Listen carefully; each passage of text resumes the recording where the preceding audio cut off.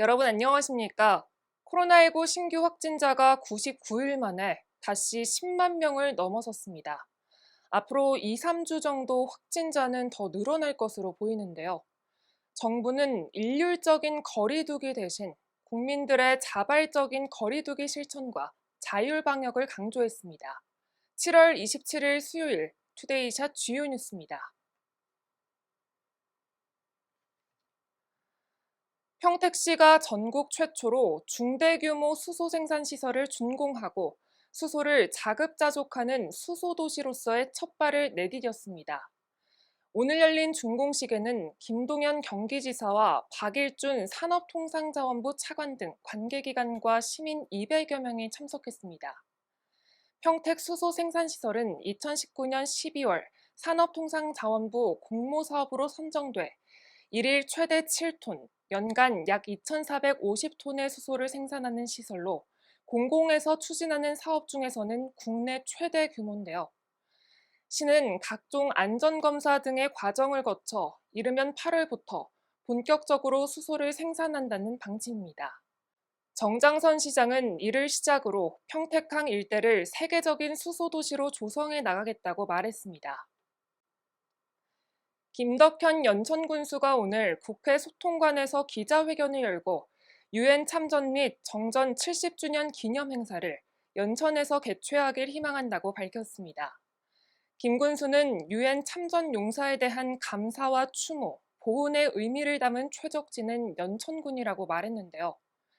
연천은 6.25 전쟁 당시 평화의 상징이자 희망의 땅으로 참전 용사와 전후 모두의 기억이 함께하는 의미 있는 장소라며 기념 행사가 연천군에서 열릴 당위성은 충분하다고 강조했습니다. 이어 김 군수는 참전 용사들의 숭고한 희생을 기리고 미래 세대의 평화 통일의 가치를 계승할 수 있는 전기를 마련하겠다고 덧붙였습니다. 제6회 인차이나 포럼 2022 국제 콘퍼런스가 오는 9월 인천 송도 국제도시에서 열립니다. 이번 행사는 인천시와 중국이 공동으로 개최하는데요. 유정복 인천시장은 어제 싱하이밍 주한 중국 대사를 만나 한중 수교 30주년을 맞이해 인천 차이나 포럼을 공동 개최할 것을 제안하고 합의했습니다. 올해 행사는 미래 지향적 한중 관계를 위한 제언을 주제로 청년들을 위한 다채로운 프로그램이 진행됩니다.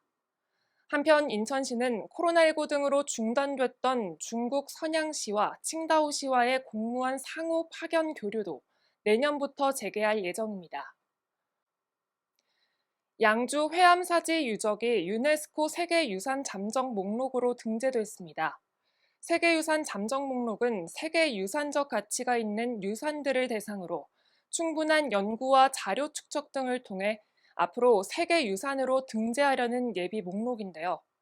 양주 회암사지 유적은 불교 선종의 수행 전통과 사원의 공간 구성 체계를 구체적으로 증명하는 사례로 역사적, 문화적 가치를 인정받아 우리나라 13번째 세계유산 잠정 목록으로 이름을 올리게 됐습니다. 강수연 양주시장은 양주 회암사지의 유네스코 세계유산 등재를 위해 적극 노력해 나갈 예정이라고 밝혔습니다. 어젯밤 8시 41분쯤 인천 옹진군 덕적도 앞바다에서 야간 수영을 하다 다리에 경련을 일으킨 30대 남성 A씨가 인천 해경에 구조됐습니다. A씨는 캠핑을 하러 덕적도에 왔다가 더위를 식히기 위해 바다에서 수영을 하던 중 갑작스런 다리 경련을 일으킨 것으로 확인됐습니다. 구조된 A씨는 인근 보건소로 이송돼 치료를 받았으며 저체온증 호소 외에 생명에는 지장이 없는 것으로 전해졌습니다. 인천해경 관계자는 안전을 위해 해양활동 시 구명조끼를 착용하고 가급적 야간에 바다 수영은 자제해 줄 것을 당부했습니다. 본격적인 여름 휴가철을 맞아 바다 낚시 여행을 계획하신 분들도 많으실 텐데요. 해마다 7, 8월엔 수온이 높아져서 양태와 미역치 등 평소 출몰하지 않았던 해양 생물이 나타나 피해 입는 일이 빈번하게 발생합니다. 주의 어종과 대처 방법을 미리 알아두고 안전한 바다 낚시 여행을 떠나보는 건 어떨까요? 뉴스를 마칩니다. 시청해주신 여러분 고맙습니다.